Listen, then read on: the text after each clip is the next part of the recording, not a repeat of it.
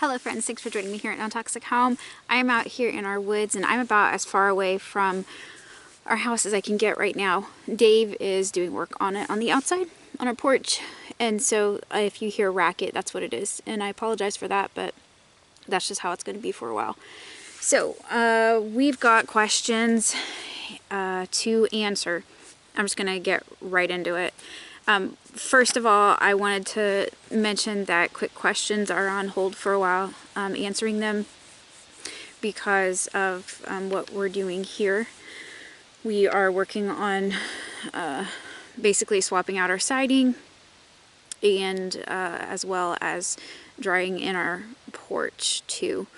And also the first book in the Non-Toxic Home series is underway. It'll be done pretty soon. I believe, so be sure to stay tuned for that. If I look and sound like I don't feel so great, it's because I got a cold. There were 3 or 4 launches of dirigibles, satellites, in 3 or 4 days or something like that, and I got a cold over the weekend because of it. And every freaking time, sorry I just said freaking for anybody who might take offense, but you can't argue with 50 plus times of anecdotal reports just from one person who doesn't keep an eye on the launches. And I don't look anymore because I know, if I get sick, that's why. But I did look obviously this last time, and yep, 3 or 4 launches in 3 or 4 days, something like that. So I got a cold. Sorry about that. But let's just get into the questions. All right, the healthiest pet food, cat food, dog food, I will link below. We feed our cat Viva Raw, and I think there's some sort of discount if you use the link that I have below. I don't remember what it is, but I will put it below and say what the discount is. It's not perfect, but unless you raise your own meat and process and butcher your own meat, it's the cleanest you're gonna get, I think. It's not cheap either, but our cat, when she detoxes, I react to her, and so she still does detox some to this. She's chemically sensitive as well. She gets rodent ulcers and ulcers on her tongue and sorts of things like that. If you can't afford raw pet food, which is it's just meat and bones, then I'm sure that I think there are a couple other companies out there that offer it, and I only buy the rabbit for her. Everything else is way too chemically contaminated, and I'm certain that it is the USDA approved sanitizers that are contaminating the meat, and everything else is just too contaminated. I just get her rabbit, that's it. And she actually can't tolerate anything but the rabbit meat. Actually no, with the emu, when they had emu for a short run, she tolerated that.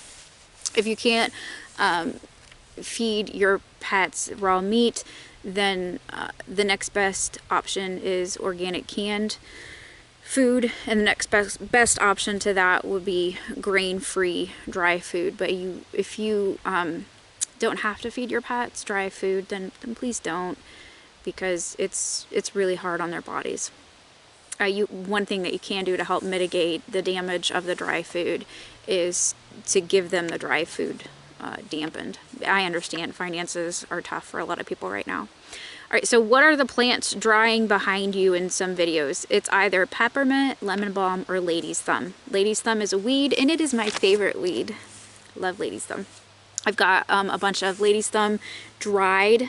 I just made it, put it in bundles and air dried it, that I need to run through the Vitamix dry grains container, and that will be powder that I add to smoothies and water and that sort of thing over the winter time. And we don't take multivitamins. Weeds are multivitamins. You don't need to pay money for multivitamins when you can go forage for some weeds in an area that's not chemically contaminated. If you live in a city, then you can probably find a spray-free, chemical-free farmer and offer to pull weeds for him or her. I will be getting up my foraging video here soon. I'm actually about to record it after this video. Truly fragrance-free candles. I did find one. There's sunshine coming in right now through the canopy. I did find one company, and they are out of Alaska. I can't remember the name of them. They're on Etsy, but I'll link to them below. And they're real nice folks. And they just make beeswax candles, and that's all. The center wick, I think, is cotton, if I remember right. But it's lead-free. The wick is lead-free. And they're just beeswax. All they make is beeswax. Their stuff doesn't come contaminated. They double or triple box it, and I will link below to it. They are not fragrance contaminated. It's amazing. But that's the first company that I've actually been able to get any candles from that were truly, truly fragrance free.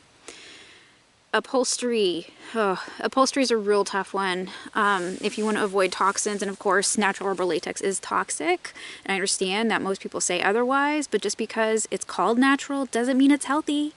Poison ivy, asbestos, you know those are both natural, right? You know that poisonous mushrooms, those are natural as well, but they're poisonous.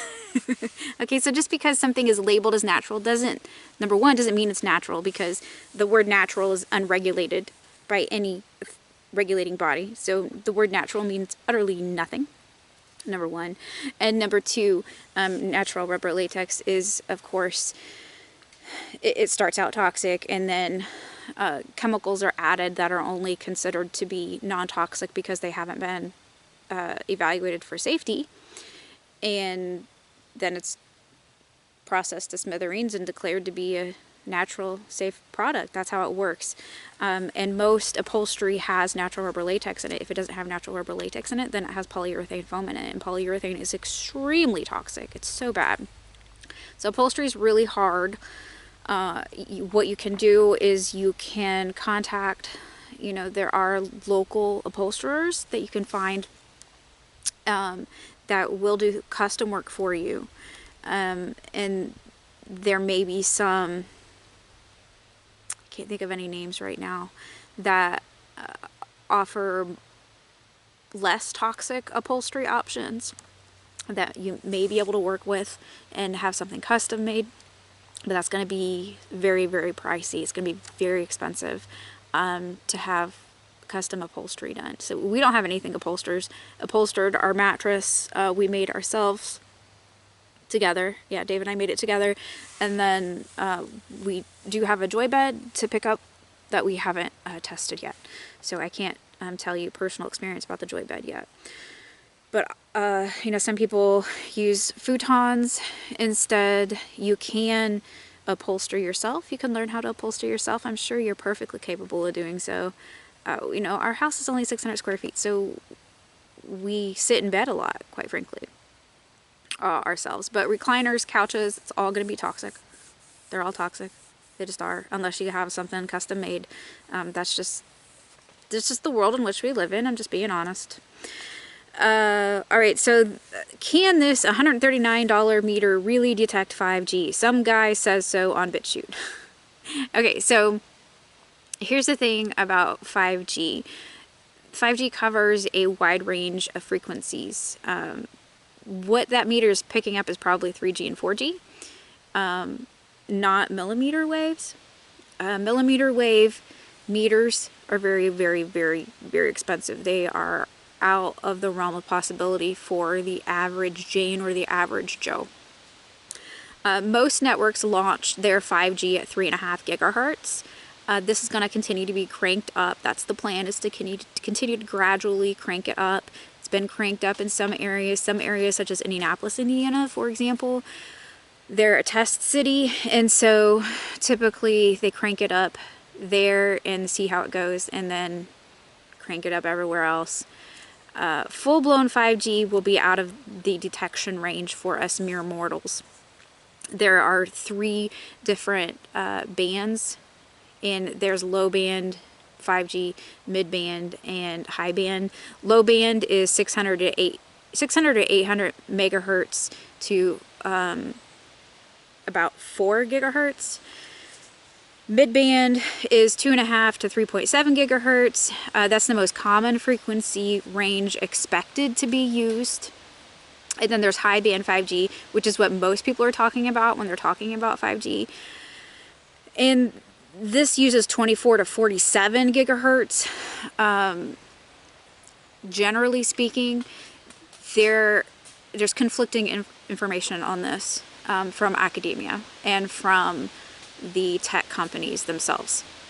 So, for example, SpaceX, they say that their dirigibles are operating at 20, I think it's 20 or 22 gigahertz. I don't remember which. I think it's 20.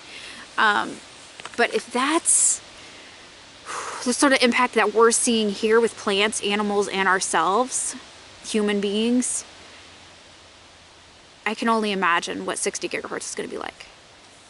I can only imagine. Of course, everything's a lie. So who really knows? But the $139 meter is not going to give you millimeter readings, but it's going to, tell you 3G, 4G, potentially. I don't know anything about the specific meter that was mentioned. But if you want to know what meters I use, then you can go to our website and search for meters. There's more information there about that. We received an email from a gentleman who addressed a number of different issues already and basically asked, hey, what am I missing? And so I said, well, there's radio frequencies, EMFs, non-native EMFs. And also he used essential oils. And so I mentioned the essential oil factor. So many people don't realize that essential oils are simply concentrated plant terpenes, and terpenes are VOCs. So if you're chemically sensitive, you're going to at some point have issues with essential oils. And essential oils should be treated like medicine. They should be used very carefully, precisely, optimally under the guidance of a licensed aromatherapist who is not trying to sell you any essential oils, because that muddies the waters as far as what they recommend and as far as brands go.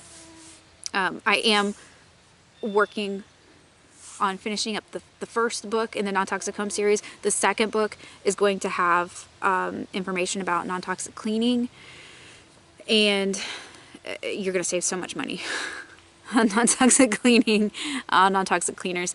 But I don't recommend using essential oils. I don't use any essential oils except very, very carefully and precisely. We have, I think, oregano, we have clove, and we have a knockoff thieves blend. And that's all we have. They're wrapped in foil, and we haven't needed to use the oregano or the clove since we moved in. They should only be used medicinally. They shouldn't be diffused in the air. They shouldn't be used in cleaners. It's unnecessary, because that is adding to the toxin load of your body. It's just not necessary. I mean, you're wasting money for one, and you're unnecessarily exposing your body to VOCs. I do recommend them medicinally over pharmacia, but it's not like vinegar where you can just use it on everything and not have any concerns. Okay, so this is a problem that a lot of people have. They don't realize that essential oils, just because it's natural, doesn't necessarily mean that you can use it all the time on everything. So even here where we're at, we can't escape the dirigible launches. We are in a rural area. Our county, I believe, is targeted specifically. If you search our website for microwave sickness, I think I addressed that partially in that article. Moldy homes are a problem everywhere. They're a problem in Nevada. They're a problem in Arizona. They're a problem in the deserts. Mold is a problem everywhere because the building industry is an industry. And if it's an industry, they don't care about health. We don't live in a world in which industries care about health. Weather is definitely easier on a lot of people out in the desert Southwest. Okay, so then he mentioned that this gentleman mentioned that he plans to get a specialist to test the places that they choose to move into first. I don't actually recommend that. We've heard from a lot of people who've had Hertzmann ERMI tests done, and they've asked various questions, and I've said I don't trust that. For one, don't trust the experts. Don't trust those experts. The experts know what they're told to be the truth. They very rarely question whether what they're told is the truth is actually the truth. And most that do quote a study here or there don't know how to actually analyze a study. They apparently don't remember anything from their junior high science class. Very few people know how to analyze a study to know if it's actually scientific or not. 99.999% of studies out there, if not more, don't classify as basic science. Like the basic research methodology, no. The people, not even close. So, but the tests themselves typically are not conducted properly. You know, people have contacted us and said, well, there's a window open, or there's a door open, or it was done right next to a house plant, and all these other sorts of things. You know, the tests are not that reliable, in my opinion. They can add a little bit of information, but the problem is that, you know, there are going to be mold spores in the houses, in the air, wherever you go. If it's a really high reading, then yeah, that's probably going to be concerning. But the best method of knowing whether a house is going to work for you or not, or a rental, an apartment, whatever, is your body, because this test cannot tell you what your body can tell you. And so you really need to be in tune and listen to your body over what a test says. Also, these tests don't address hidden mold. If there's mold in the water, in the walls, in the basement, where there's mycotoxins coming into the living space, there may not be mold spores coming into the living space, but the mycotoxins could be impacting your health. These tests don't test for mycotoxins. So it can give you some information, but honestly, you know, we moved a lot of times. We only moved twice due to mold. Yeah, twice due to mold? I think it was just twice due to mold. Once, twice. Actually, the second time we didn't even move due to mold. We got kicked out because the bipolar landlord went nuts. Basically. So, I mean, your body knows. You trust your body over these tests. And then this gentleman also said, and I'm not trying to pick you apart at all, by the way. You know, by the way, I don't want to use your name, but, you know, great job in moving forward and getting out of the cycle in which you were in, and trying to, you know, move forward and take control back of your health. But he also said that he knows which molds he's allergic to and which ones he's not. So that's helpful as well. Allergy testing is notoriously unreliable. The statistical reliability, the maximum statistical reliability of, for example, the RAST test is 70%. That's the maximum. Okay, so that's the study or studies that are from the industry that's trying to sell you the test that say that it's good. 70%. That's not good. That's not impressive whatsoever. I have had more allergy tests than I can count, various types. I've had them where they do the endpoint titration, which was, in my opinion, for me, it was the most reliable. I've had RAS test after RAS test, which is a blood test, had ELISA tests. I've had the endpoint titration on my back. I've had the kind where they just test for 8 things. It's like a spider thing they put on your arm, and just test after test after test, and they were all conflicting. All of them were conflicting. It didn't make any sense to me. Well, the reason they were conflicting was because they're not reliable. So I would not trust testing if that's the case. If you know that the problem was, for example, black mold in a house, then yeah, that's gonna help you for sure. But as far as radio frequencies, he said, you know, where do I even begin with this? We're kind of near a cell tower. I don't think too much is out here, but I'm going to look into this more. Again, you know, I applaud anyone who's doing their own research. Yeah, that's great. So you're kind of near a cell tower. I wouldn't worry about the cell tower. It says sent from my iPhone. So don't worry about an external cell tower if you've got a cell tower in your hand, because that's what it is. It's a cell tower that's in your hand. The EMF aspect is an aspect that a lot of people miss. That was actually the last aspect that I addressed for us. Well, mostly for me, but it was the last, the final aspect that I addressed, because the place that we were renting, actually there's mosquitoes out here, sorry. The last two places that we rented from, there was not an option to have wired internet. And if you can go wired, then you really want to go wired.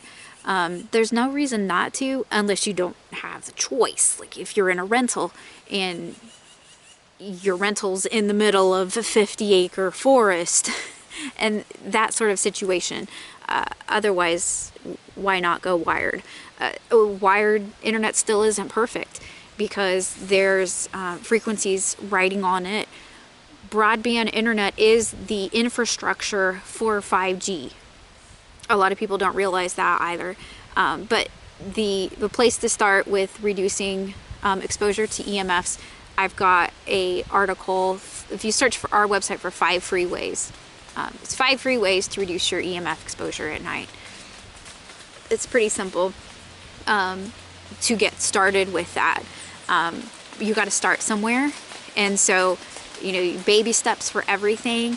If any of you are on this healing journey and you're learning more, as we all are, then I applaud you, because this world is only growing increasingly more toxic by the day. I am a canary in a coal mine. Like the title of my first book, part of it is Canary in a Coal Mine. Poisoned canary in a coal mine. How Western medicine and everything else failed me. Because everything else failed me. I trusted the experts. I consulted, including natural living experts, and most of them didn't get it either, because they're trained by an industry. Natural living, natural health, that's an industry. We don't have ties in that industry. What I learned from independent research and hard knocks. Very hard knocks. So hopefully this has been beneficial to you. If so, be sure to sign up for our free newsletter. It goes out once a week or less, because I probably hate spam in the inbox more than you do. Thank you for being here. Have a most beautiful and blessed day. Non-toxic out.